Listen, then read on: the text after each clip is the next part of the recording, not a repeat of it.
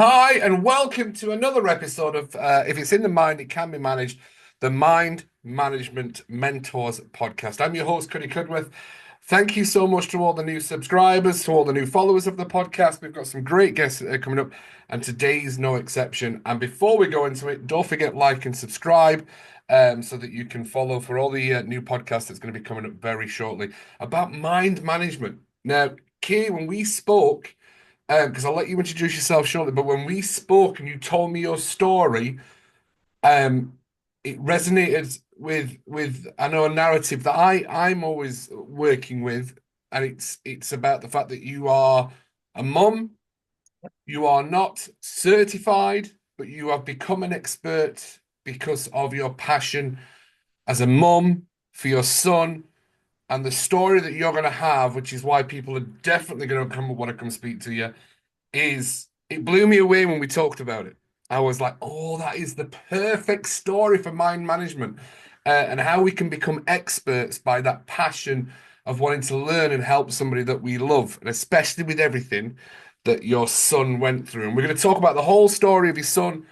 There was some things that I remember you mentioned that I'm going to let you share today in the podcast. Hopefully you remembered that, but I'll bring you back to that.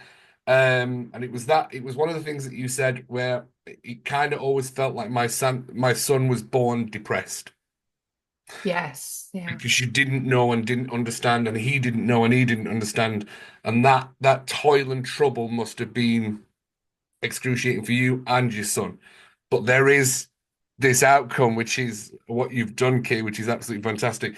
So that's a longer introduction than I normally do for a podcast to set the story up of autism, understanding autism, depression, um, and the journey of learning visual aids to help somebody see their emotions. And that's key. That's why you are an emotional awareness expert.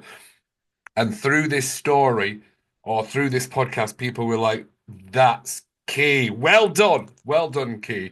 So, Key, I've said a lot, but introduce yourself. Tell us where you're from, who you are, and then we'll start the story. Hi, Cuddy. Well, thank you for inviting me on. Yes, so I am Kay Reeve. I'm an emotional awareness expert, and that comes from years of helping my son through suicidal depression, which is aggravated by Asperger's autistic spectrum disorder. So myself, I'm from Norfolk in the UK, and like Cuddy said, from my point of view, I'm not a certified coach in the way most people go through counselling and therapy routes and study through that method. That's why my title is a little unique, and will come round. That will make sense by the time we finish this. My title will. Yes, it will. It really will. Yeah. Um, so for me, I had this real need to save my son's life. And it was through that. I'm losing the thread here. Bear with me. Okay, it's all right. So yeah, it was through the need to save my son's life that I found a way to help him. And because I developed a whole new strategy, there was no title for it.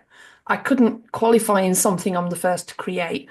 But more than that, when the education route and the GP routes and all the other support routes that are there to help a child through depression and suicidal awareness and difficult times and with the neurodiversity, when that has all failed them, you don't need to be qualified to be a parent that helps your own child.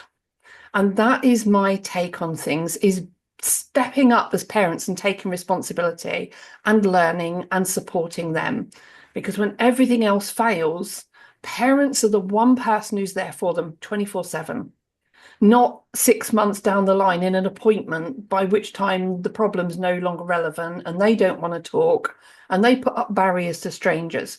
So I suppose really it would help to go back to the beginning a little bit, wouldn't it? I'm jumping the gun a bit. You're fine, Key.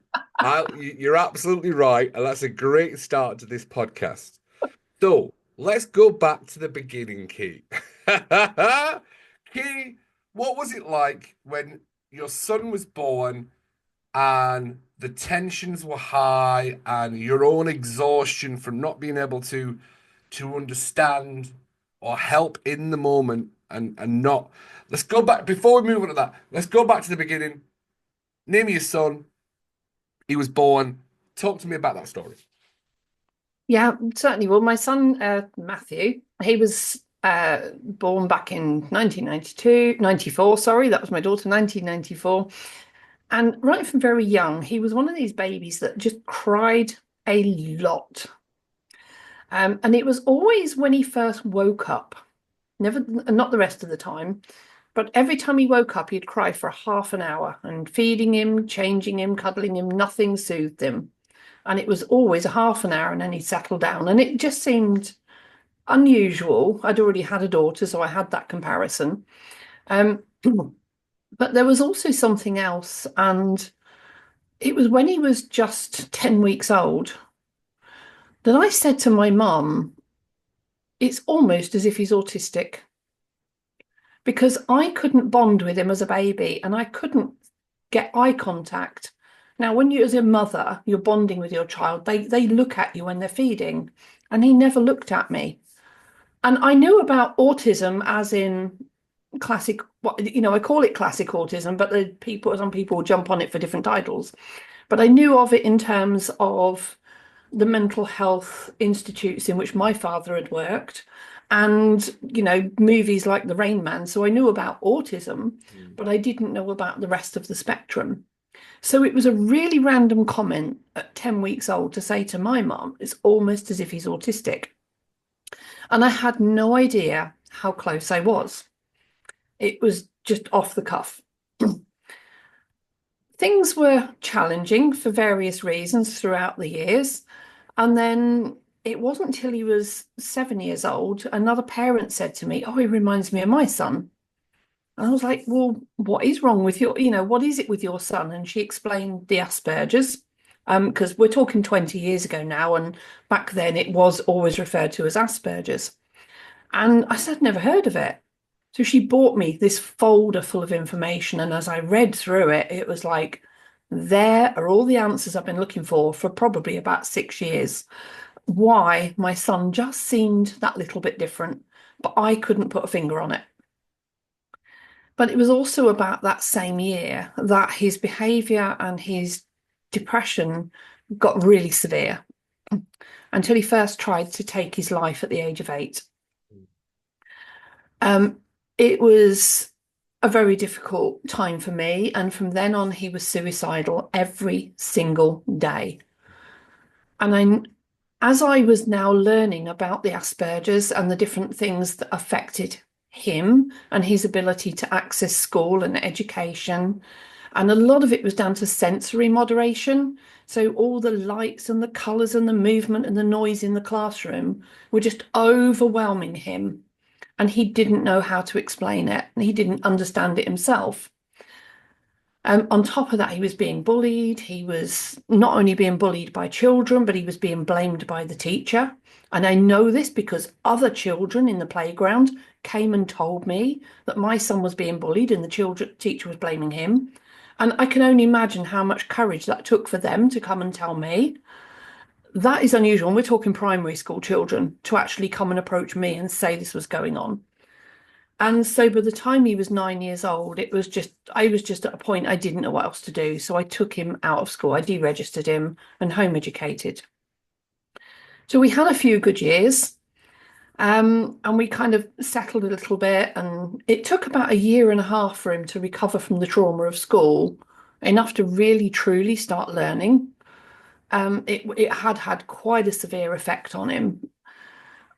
But at the same time, there was teen years coming up, and I tried to get help for him. And I was trying to be prepared for those teen years.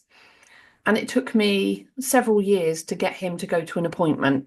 And I waited 5 months once I actually got this appointment. And on the day he turned up and said, no, Mum's making it all up, I'm fine. So they went, fine, dismissed him. Just wrote him off. So for the next 5 years, I was left dealing with his meltdowns and temper tantrums and depression. And the whole house was walking on eggshells. We just didn't know what else to do with him. It stressed the whole family. And there were other things in the middle that are relevant to things that why he was like that, but I won't go over that today, just little signs. But it wasn't until he was about 19 that he was this absolute shell of himself walking around. It was like I could hardly see my son inside his body. And it was on another night where he was suicidal again. I'd sat in the car with him for 3 hours trying to talk him out of a pit of depression. And then I actually had the phone in my hand ready to call the mental health unit. We were getting to that stage, and I had the number up ready to dial. And he was like, just give me another minute, Mum. Just give me another minute. And then something clicked in my head. It was in that moment that something clicked. And it related back to the fact that although I'm not certified as a coach, Yep. I was in a corporate job and I had to support my work because I used to train other people at work. I'd done award in adult education and training. Yeah. And it was through that I learned about the visual, auditory, kinesthetic learning styles. From NLP. Yeah. And yeah, so it was like having these different ways of learning. It suddenly clicked this night. He is a visual learner. So how can you understand emotions when you can't see them? Mm. Right. So he was 19 years old and couldn't even tell me the day of the week Mm. because he couldn't see it. He couldn't tell me the time because he had time blindness. And that's got some funny stories in itself, but we'll save them for another time. But yeah, the times when I lost him and couldn't find him because he just like wandered off, forgot the time. And money, he had no concept of money and managing finances. So how am I supposed to teach him about emotions? And that was where life turned around from that night. We went indoors, we got literally an envelope and a pen or a pencil, and I started to draw boxes on a bit of paper and talk to him in terms of 4 core emotions and their colours. And I started to realise that the whole world actually talks about emotions in exactly the same way. There is no variation globally. And the result of that was me ended up writing a book. So I'm bringing this on camera. So if it's on audio, you'll have to check the Yes, video absolutely. I version. love it. But most importantly, on the back here is the diagram, which is the emotional cycle that I designed to help my son understand his emotions. So we had happy, sad, angry, and depressed are the 4 colors in the cycle. But more importantly, was helping him to understand when emotions changed, what changed to make his emotions change. So we had inner change, which is the orange, and outer change. So it's his thoughts, feelings, and beliefs versus what changed in the outside world. And using this diagram, literally, well, it wasn't even this diagram, it was squares on a bit of paper to start with, but colors inside an orange box. But it gave him a way to engage in conversation with me about emotions that he could see. And I went back to him the next day and we sat down and we had another conversation the next day and the next day. And if I spent half an hour a day with him, I very quickly learned that I needed to step out of the parenting role and into the mentoring role, but strategically. Yeah. And then when we'd done the mentoring, I stepped back to parenting role. Yeah. And that made such a difference with him that within literally weeks, he was then helping other friends as well. Yeah. And another friend of his walked into a cafe one day while my son and I were drinking coffee and just sat down with us. And she says, I've realised that hanging around with Matt makes me a better person. And it was like, oh my God, I need to do something with this. Right? If it's even working by proxy, I need to do something with it. Yeah. So long story short, going from beginning to there to the teens, that was the beginning of my journey as emotional awareness expert. But it was also the time when my son stopped talking about dying. So Right. for me, that was a real pivotal moment that night. Yeah. Okay. And I've got a feeling you've missed out a lot of the story. So I want to ask some A questions, lot. knowing how, not judgment, but diagnoses and how when we're irrational, because I'm sure you're at some point, Key, yourself quite irrational and exhausted and going through the motions. You've got him into the appointment. Matt sits down and goes, "Yeah, there's nothing wrong with me. It's just my mum." What, right? So, Key, what was that for you? What were the labels going to be thrown at you for that? Oh, the overprotective mother. Definitely got called that one a few times. That I should Munchausen? go on parenting courses and all of this. It was all my fault, and Was I was the one going Munchausen to thrown that crash. way? Munchausen by proxy thrown your way as well? Sorry, Was Munchausen by proxy thrown? Uh, no, I never actually quite got there. I'm Never asking, quite, right? but Because I felt like it was the next one. It really did. It really did. But yeah, so many times I was told that I'm the one that's depressed. I should take antidepressants and then he'll get better. All of that. If there's anybody listening and they've been here, they know it. They're living it. yeah, And I know what it requires, what it goes through. Yeah, so definitely with schools as well, being the overprotective mother. We even got to the point where my husband, who never did schools, my ex-husband now, but my husband, that's another part of the story we'll come back to that's relevant, as to why I'm here today anyway. Um, I've forgotten where I'm going again. no, you're all right. It was about the schools. Yeah, so he went to the school because it got to a point where I was so stressed and I was having arguments with the teacher. They'd got to a point where Matthew again was saying he'd been bullied in school, and twice within a week, the teacher in front of me had even called him a liar and told me that he's the instigator of all her problems. And she was actually taken on the grounds that she was an expert with Asperger's. And yet she traumatized him more than anybody. She really did.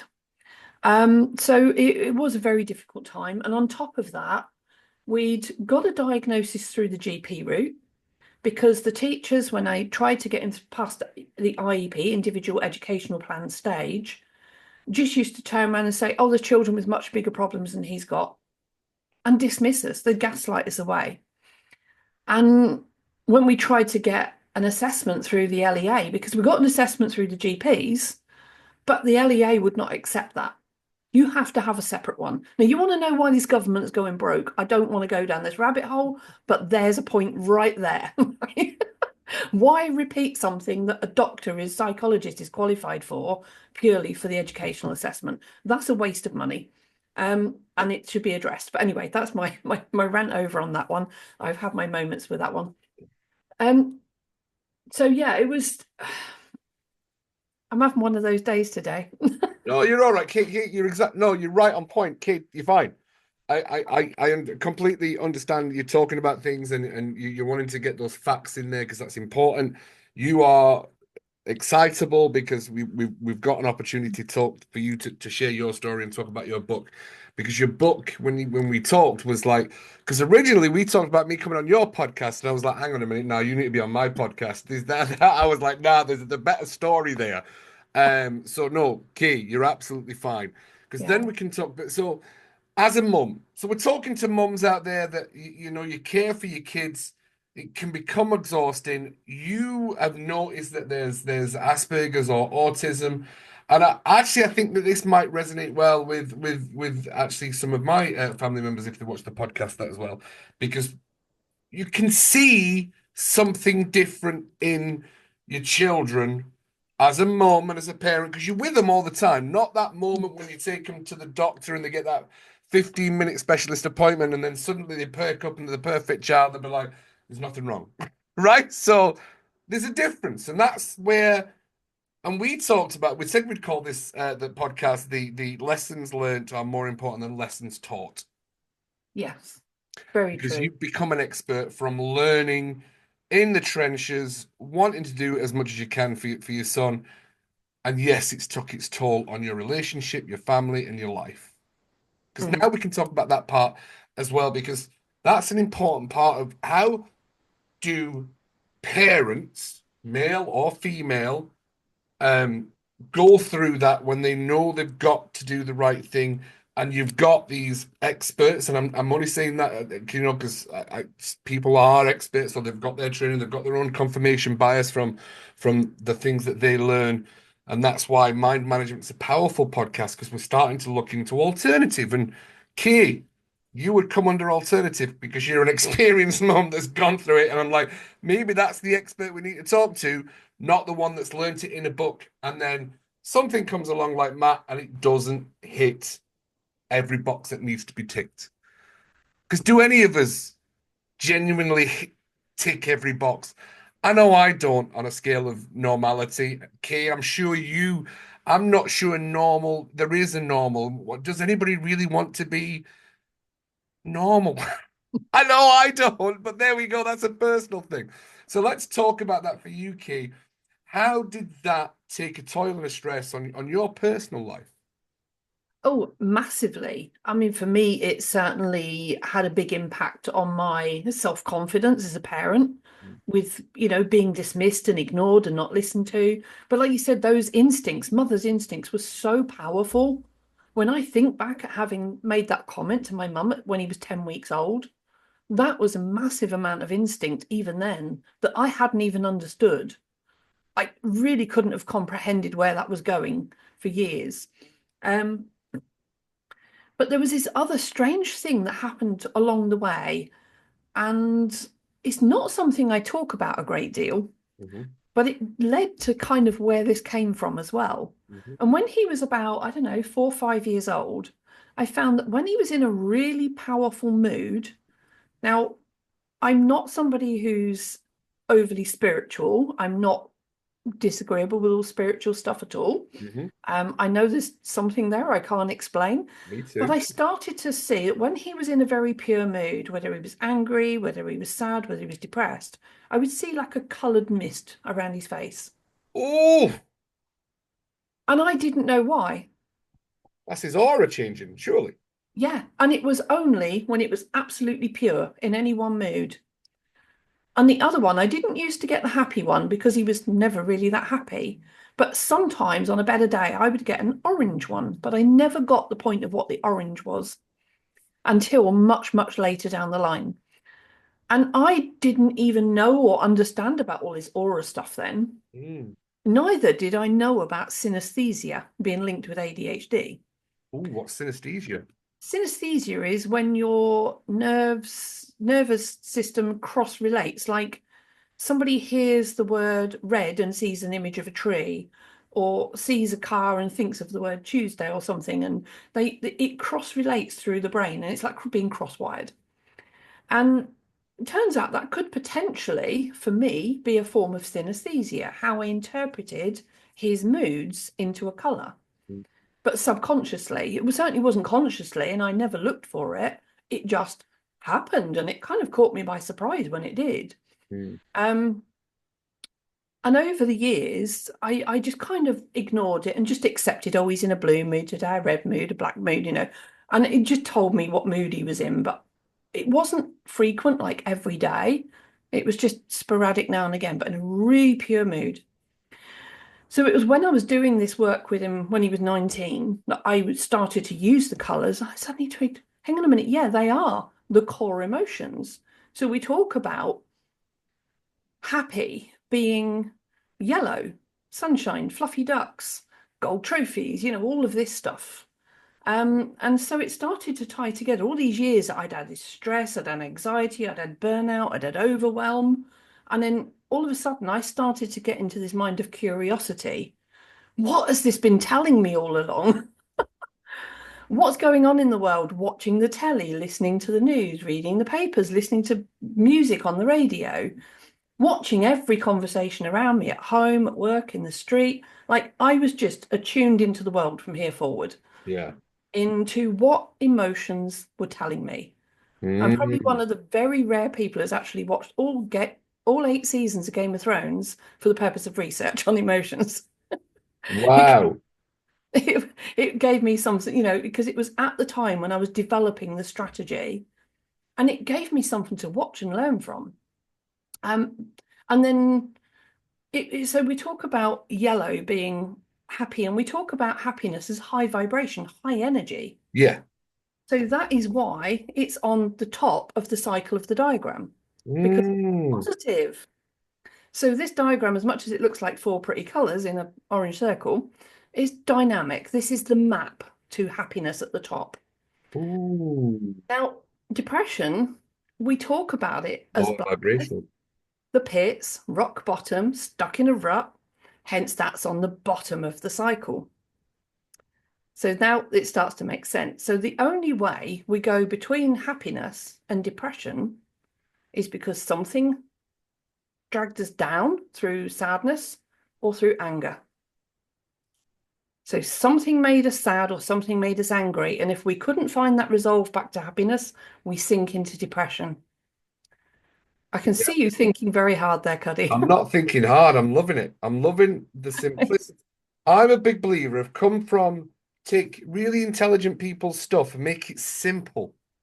Yeah. Because I've got a childlike mentality. I'm 47, Kay, and I've got a childlike mentality. So a lot of my things, I do a lot of video courses. So when people come on the courses, they went, thanks for keeping it simple. I'm like, I know. Because there's a lot of experts out there that overcomplicate things to make them sound smart. It's not relevant and it doesn't help the childlike mentality of me or your son or do you know what I mean? And The rest of the neurodivergent world, yes. I think genius is simplicity, not overcomplicating things. So I was looking at your book going, genius, okay, absolute genius. Thank you. So great stuff, fantastic. The relationship. How did the relationship struggle through this? Because this is about struggling emotions for yourself, Key. It's Mm. brilliant about see, I've helped and figured out emotions in for Asperger's and understanding synesthesia, and I'd never heard of synesthesia, so that's something for me to look into because I love learning. I learn from the podcast just as much as I do with giving out the information. How did you because you weren't probably an emotional expert about yourself at that point going through that obviously not so now how did the relationship struggle through this because there's going to be a struggle. Yep. Very much the classic dad-son relationship, as you'll do as you're told, and all constantly picking for. My son grew up feeling like a disappointment to his father. Um, and that was always a struggle for him from young. But when he was young, his father worked away from home a lot and was home on weekends only. But their relationship was quite strained. And I was very often the one in the middle as well, Mm, parting ways with them. And that was stressful on me, on top of dealing with my son and trying to keep a good relationship with my husband. Um, but we got through all of that. Although it was difficult, we got through it all.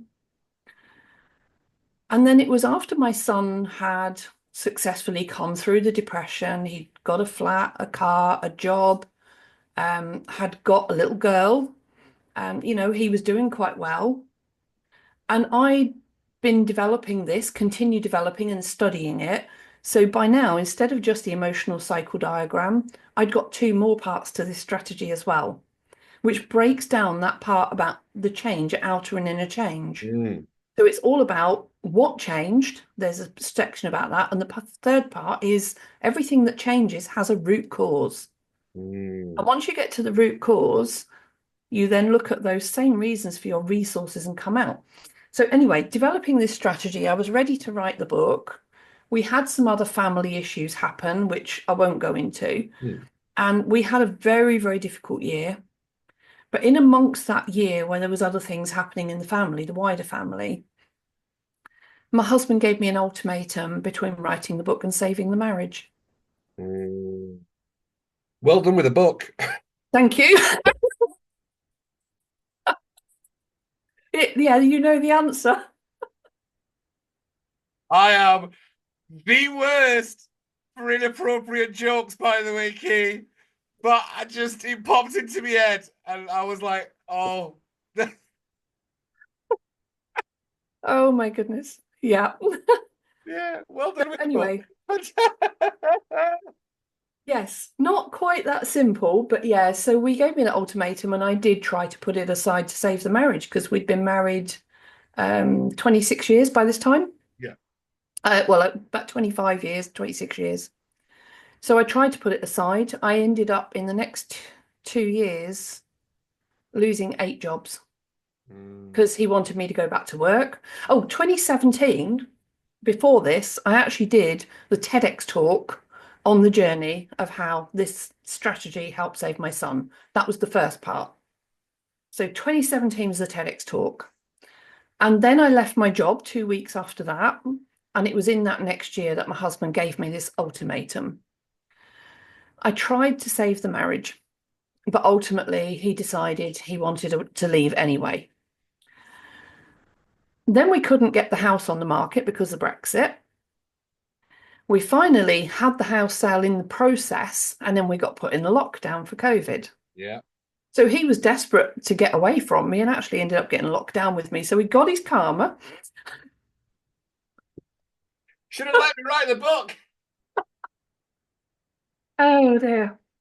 So as this is going through, we finally sold the house just as I lost yet another job and I ended up homeless. So that was when things then went a whole different route for me. Yeah. I ended up having to stay with family for a month until I got this flat. And by then I'd got this other job, which this was the August. By the October, that job ended up falling through as well. Mm. Um, just as we hit the second lockdown. Now I'm sitting here thinking, right, they initially said 28 days. What am I going to do for 28 days on my own? For the first time in my life, living on my own, with no one to talk to, nothing to do. She's smiling. I'm Sounds going to like write a book. Writer's dream, 28 days undisturbed. So I finally wrote the book. And yeah, so after 7 years by this point of developing this strategy in my head and studying and learning, supporting my son, my daughter, by now I had 2 grandchildren at this point. Two, three, sorry, I had 3 grandchildren by this point, 2 of them the same age. And even there, the strategy that I developed for my son was already helping my grandchildren. And my first grandchild, even at 5 weeks old, he had a day where he just grizzled and groaned the whole day. And my daughter had just rang me up and said, I just don't know what else to do. I fed him, I've changed him, I've cuddled him, I've done everything. I don't know what else to do. And it was at the point where I was just developing the second part of the strategy. And so I went up to see her. This is before lockdown. So I went up to see her and I worked through the strategy. And I worked out that when we're talking about we change between emotions because something changed, what was it? And so I went through this part of the strategy with her. And there's only 5 things in the whole world that can change on this strategy.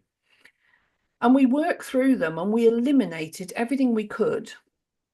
So the only thing that left was something in a category called logic. So we dealt with his health. We dealt like physically, he was comfortable and warm and safe, and he'd been cuddled socially. So when we're talking about social interactions, his mum was there for him, we were there for him, but he still cried. So we'd eliminated all this process and said, well, the only thing left is logic. So I said, maybe he's bored. And she said, but how can he be bored? He's 5 weeks old. Now, me, I never stop questioning things. So I said, well, who decides when a baby starts getting bored? So her partner rushed upstairs, came down with 2 toys and clipped them on the top of the pram. And he instantly stopped crying and went, and he did that for 2 hours. Not a peep. simplest things. It's the simplest things sometimes. All it is sometimes, yeah, is just understanding their needs and getting to the root cause of it. So, have you worked off Maroslav's emotional needs? Do you work through those? Clearly you're versed in them.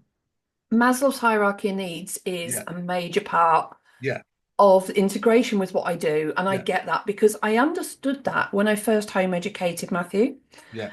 in that there is that basic need, your food, your air, your water to defecate, all of those physiological needs. Yeah.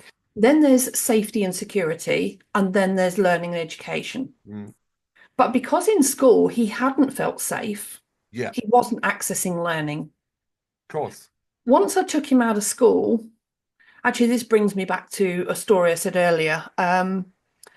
While he was in school, he would come out and he'd want about 3 hours a day of screen time.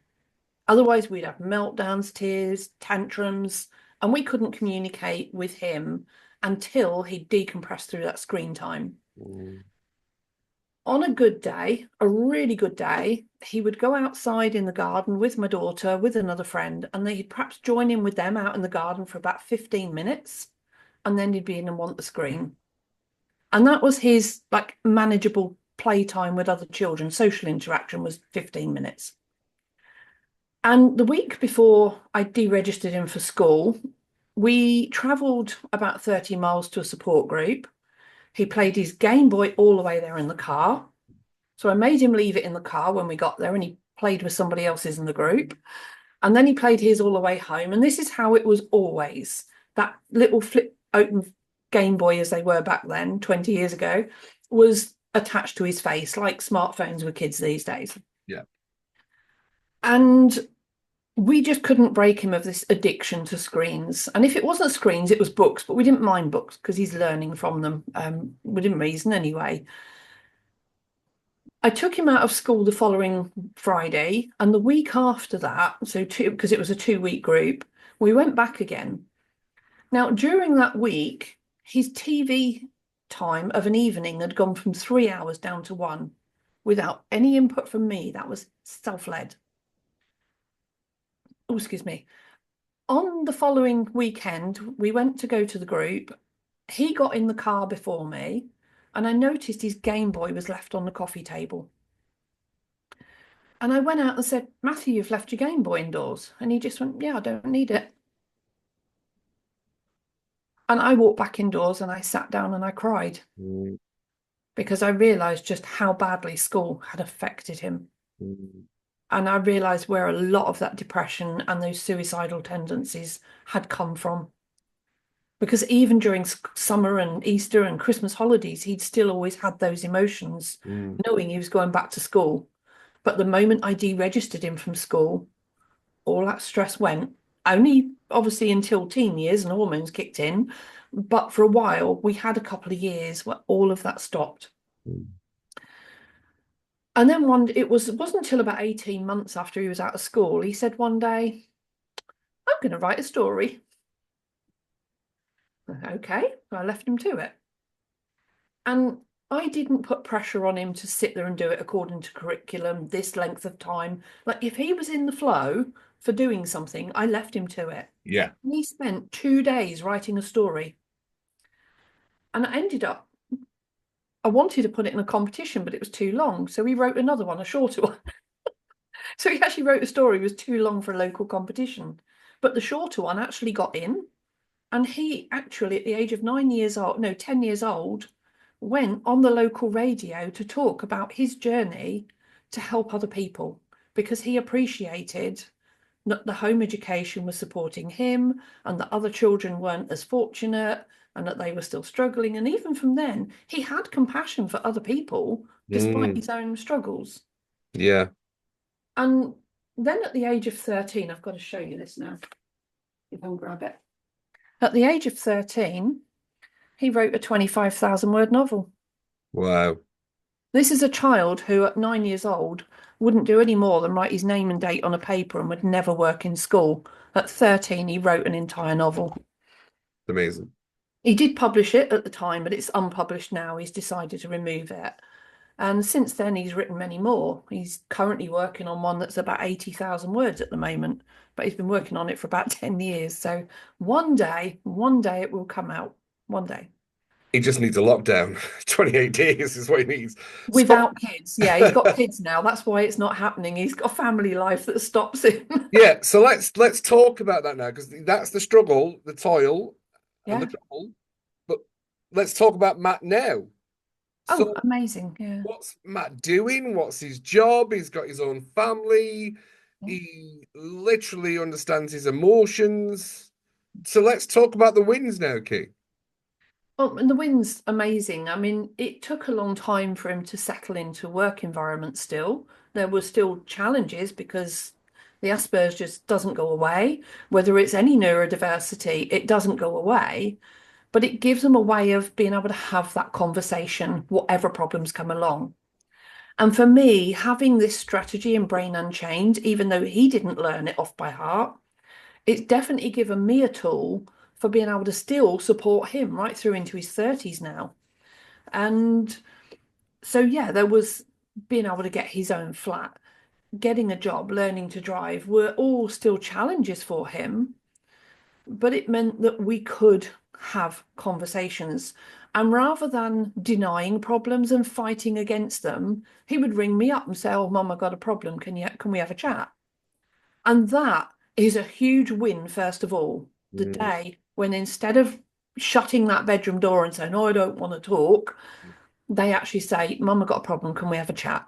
mm, That is one of the first things we want to get turning around with teenagers is the willingness to engage in conversation and to make parents their trusted go-to person. And that is powerful in itself. Um,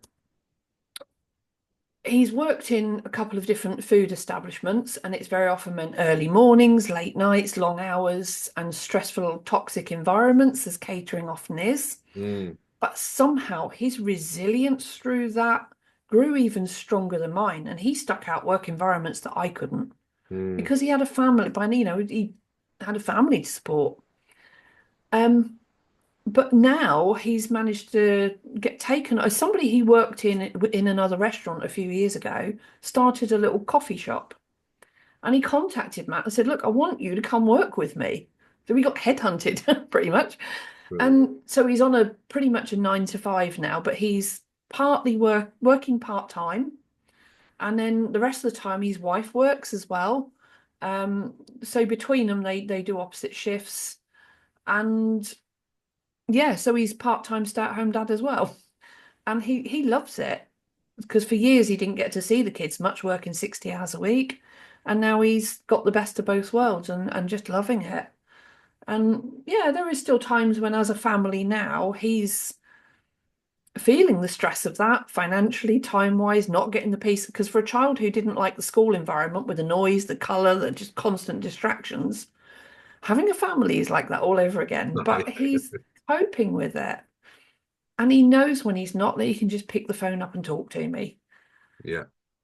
And one of the most amazing things that from that day, when we had that light bulb moment and that conversation about colours, we poured a pot of tea that night and we sat at the table with a pot of tea. And since then, whenever he needs to decompress and have a chat, we get together somewhere where we can get a pot of tea.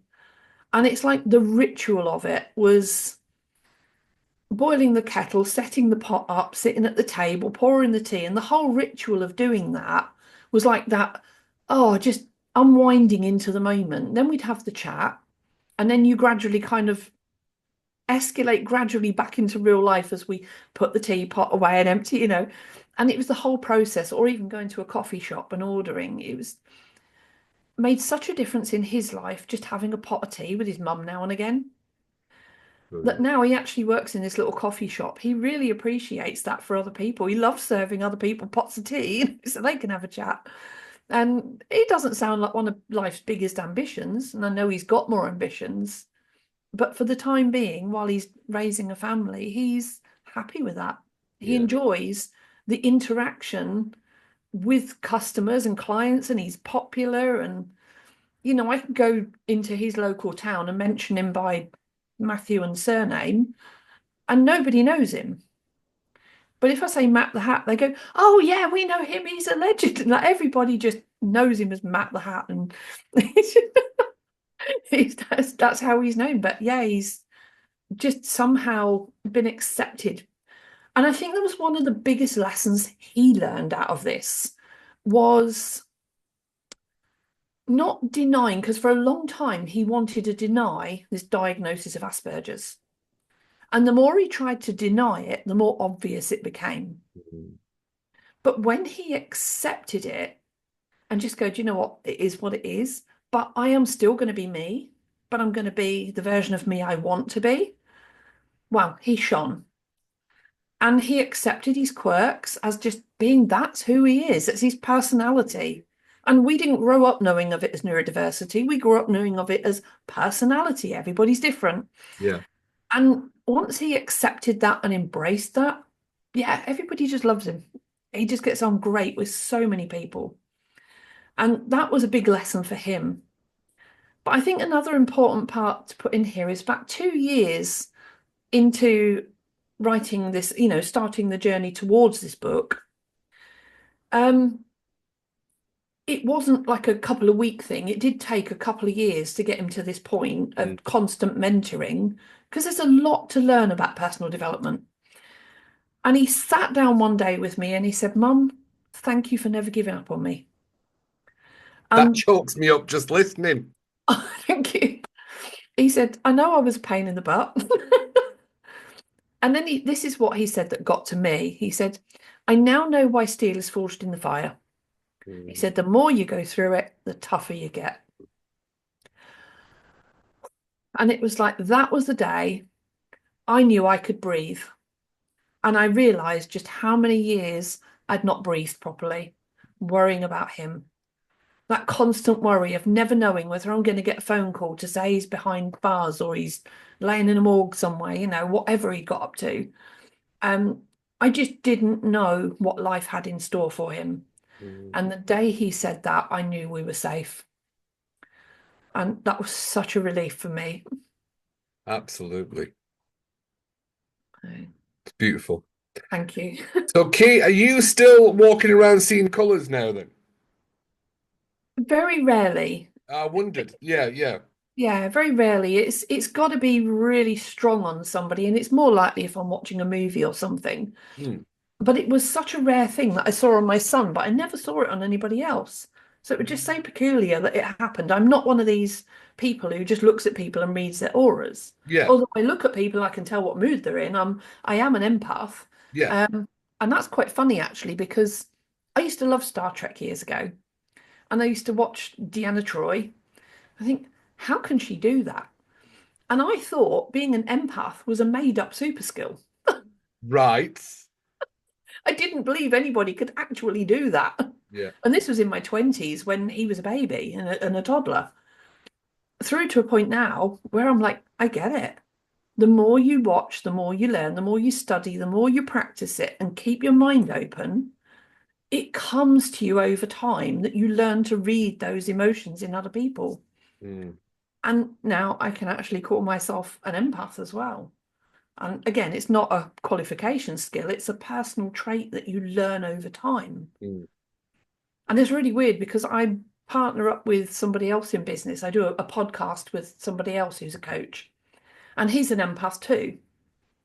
And it's so strange having a conversation with him where I say something, and because he's an empath, he's reading into what I'm saying. But because I'm an empath too, I'm already reading what he's thinking about what I'm saying, and it loops back, and it's such a weird feeling. Do you ever get anything done in the podcast? Eventually. But there's more when we're having the coaching sessions, supporting each other with business side. But yeah, when we start on the podcast, we're off for hours. But yeah, we do enjoy that. But because we both talk a lot about personal development and very much on the same level with business and empathic skills and what we teach, except he does it for neurodiversity and I'm doing it more for the parenting teams. So we're good support for each other as well. But it's just, it is possible. And I know a lot of parents out there who are in their 20s and 30s might think this is not possible, but it is. And having a book like Brain Unchained actually helps you to learn those empathic skills. Yeah. Because how can we understand other people's emotions unless we understand ourselves first? We need to understand our own before everybody else's. And we're trying to raise this whole world of neurodivergent children and teenagers to understand the world around them without teaching them about themselves. And that is why, for me, this book is really powerful, because it gives them a real head start on that. It's absolutely foundational learning. Yeah. I- And that is how you become an emotional awareness expert. Yes. Dedication, never giving up. That was always my mantra, never give up. Yeah. But now it's changed. My quote now is mastering life is all about mastering change. Mm. Absolutely. Change is one of the hardest things we can often find ourselves struggling with within life and business. It's horrible for people to go from that. I think the only constant in life we have is change. And once we start becoming totally aware of that, I don't struggle with change. That's actually, I'm trying to be as self-aware as possible. So I actually don't struggle with change. I accept that every day is different than something else, especially when we come from like coaching and entrepreneurial. It is different. There's no such thing as constant anymore. There isn't. And especially with the political landscapes that are all over the world, there's no such thing as constant anymore. So no, change is definitely a part of where we go. Kay, this has been a fantastic chat. Thank you. And I'm gonna try and mock up something for those. I drew it down so I could try and mock it up, or send me a picture of that diagram, because that's fantastic. That genuinely is. And for any parents out there watching this podcast, because I think this is a good one for parents, to start going and understanding that intuition that you had when everyone's saying you're an over rational, it's you that's the problem. How did you not lose your shit before you? How did you not lose your shit? Or Oh, I did did. you? Oh, I did several times. I So had, what brought you back to right? The wrong, I'm right. knowing that, again, I think it was back to intuition. I knew something was there that I needed to change for my son. Mhm. But it was, he was the one that was suicidal, not me. Yeah. And I know there was an element of anxiety and stress in me. Mm. But that was because I was dealing with him without the tools to know how to help Yeah, him. of course. And so a lot of my anxiety came off of that, but then that fed back to him too. So there's a bit of a loop in there that didn't help. But once I had the tools, even though I had to develop them myself, which Yeah. now is giving other people advantage, they're just there in the book. You just need to read the book. All the courses, I've got courses on the website as well. But for me, I knew I had to save his life because he was in such a dark place. I didn't want to be at the point where he ended up in prison or ended up in a wooden box. And it was just sheer desperation and determination to keep going. Yeah. But yeah, there were times when I absolutely did lose it. And I had those days where I had what I called my inner wolf. Um, Occasionally it comes out now, but not so often. But I felt like that mother wolf where I watch my pack and I protect them and I let them play and teach them and nurture them. But if anybody threatens them, yeah, those days came out. Mama Wolf, I love it. Yep. Kay, Thank you. thank you so much for being on the Mind Management Mentors podcast. I'm going to say a personal thank you to any parent listening to this, that intuition of understanding that, yes, it's not easy, and the stress and the fire that you're going through right now genuinely molds the steel that you become, the resilient steel person. And I think that's a fascinating concept for people to have. Thank you so much for coming on, Kay. It's been an absolute pleasure. And if there was, I'm a big believer in understanding emotions. And I think the conversation shouldn't be mental health as much. It should be more emotional health. I think we need to get that message out there that anxiety, stress, and depression is actually an emotional health thing, not a mental health thing. Emotions can be dealt with. You are living proof of that. But yes, go for it. Go, please, Kay, go. Yes, good point to remind me of that actually. That is another narrative I want to really challenge in the coming years is about mental versus emotional health. Yep. And they are two separate things. There's They are. another book I want to write. Mental health is things we cannot change. Correct. Like, for example, my son is on the autistic spectrum. We cannot change that. That is mental health. But his emotions, his depression, stress, anxiety, all of that, that is emotional health. And that we could help him overcome. You can have mental health issues and still be as happy as you want. You can be perfectly normal without mental health issues and be as depressed as you allow yourself to be, or as life creates. But dealing with that emotional health is more crucial than dealing with the mental health. So, yeah, thank you. And on that bombshell, Key, thank you very much. Big love from Cuddy, big love from Key. Thank you very much for tuning in. And you are 100% right. Mental health and emotional health are completely different. And we should be talking emotional health, not mental health. I will Thank you. see you on the next episode of the Mind Management Mentors podcast. Thank you very much, Key. Thank you, Cuddy. Thank you.